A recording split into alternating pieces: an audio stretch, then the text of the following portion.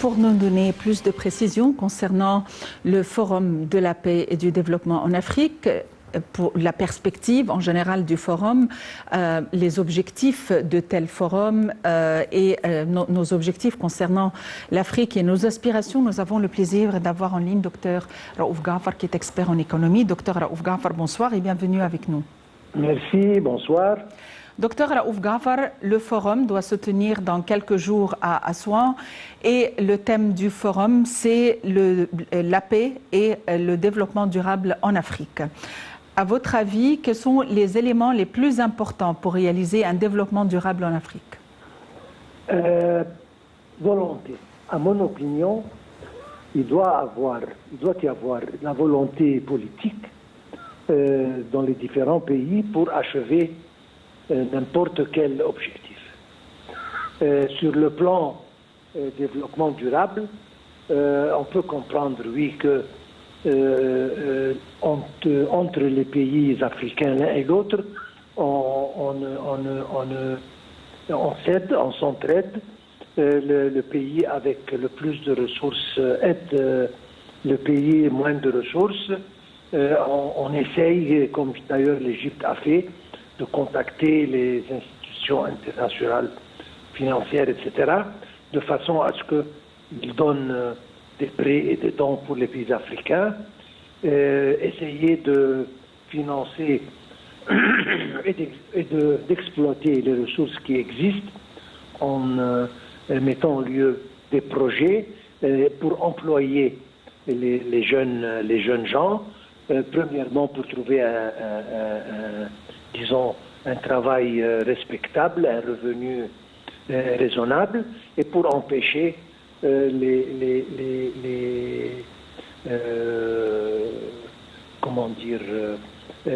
problèmes qui ont à faire avec l'immigration clandestine, etc. Donc sur le plan développement durable, c'est un système déjà prévu, et je pense qu'il n'y a pas, sans exception, tous les pays africains veulent bien prendre cette voie parce que c'est pour le bien de leur pays, certainement. Sur le plan paix, c'est un peu malheureux là-dedans parce que chaque fois que on sent qu'on s'approche d'une situation pacifique sur tout le continent africain, il y a quelque chose qui arrive, un événement malheureux qui prend lieu, et nous sommes obligés de reconsidérer les affaires et de penser d'une manière différente pour essayer de résoudre les différents problèmes. Donc nous avons pas mal de défis dans beaucoup de pays malheureusement africains. Les situations ne sont pas stables, la paix n'existe pas, la sécurité encore, et justement, je pense que ce sera une des priorités de ce forum, c'est de trouver une façon pour établir paix et sécurité dans tout le continent africain, particulièrement dans les endroits qui ont des crises. Pour réaliser la paix, il faut réaliser beaucoup d'autres éléments importants concernant le comportement des différentes sociétés, comme par exemple la lutte contre la corruption, contre le trafic humain, le trafic des armes. À votre avis, dans quelle mesure nous avons réalisé un progrès quant à ce propos? Peut-être un petit progrès, mais avant de parler du trafic humain, etc., on doit parler des problèmes qui existent, des problèmes intérieurs. C'est-à-dire, il y a beaucoup de pays, surtout les pays dont il y a beaucoup de tribus, et il y a des différentes ethnicités, etc., qui posent beaucoup de problèmes. Et justement, quand on essaye de rapprocher et on achève un résultat considérablement positif, ça tombe en arrière encore une fois, comme la situation qui arrive par exemple malheureusement en Éthiopie. Il y a des problèmes internes à n'en plus finir. Donc, ça, c'est une des choses que, bien que beaucoup de pays qui ont pu, justement, se mettre d'accord sur une formule pour que tout le monde coexiste. Mais dans d'autres pays, on n'a pas abouti à ça encore. Mais comme vous l'avez dit, quand on parle globalement, certainement, les défis qui se présentent sont grands, mais je pense que on a, je répète, la volonté politique pour arriver à des buts positifs et qui représentent un bien pour les différents pays.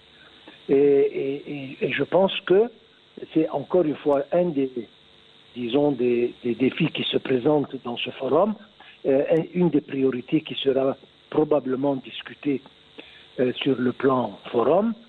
Et à part ça, il y a toujours les problèmes qui ont à faire avec les jeunes gens. Vous avez parlé de développement durable.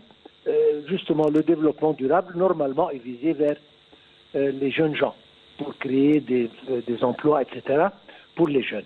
Et empêcher l'immigration clandestine, c'est pour les jeunes. Et nous avons vu l'effort que l'Égypte avait exercé dans cette direction.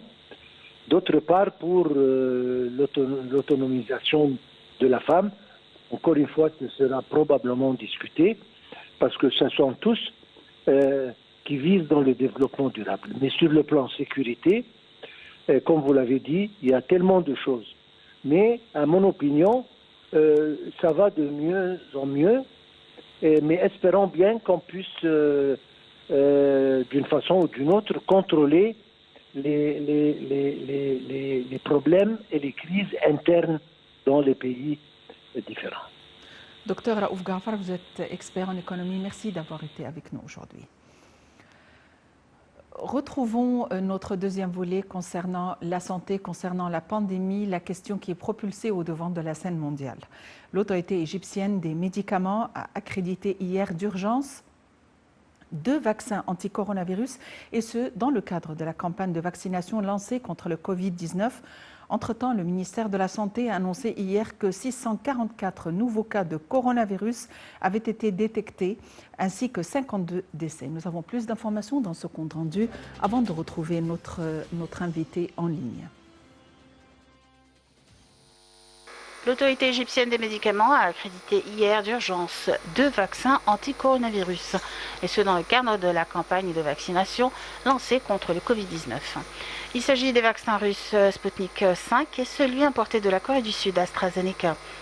L'autorité nationale des médicaments a approuvé ces 2 vaccins après les avoir testés en vue de prouver leur efficacité selon les standards locaux et internationaux. Cette mesure porte à 4 le nombre total des vaccins anti-coronavirus accrédités d'urgence par cette insistance après le chinois Sinopharm et le britannique AstraZeneca.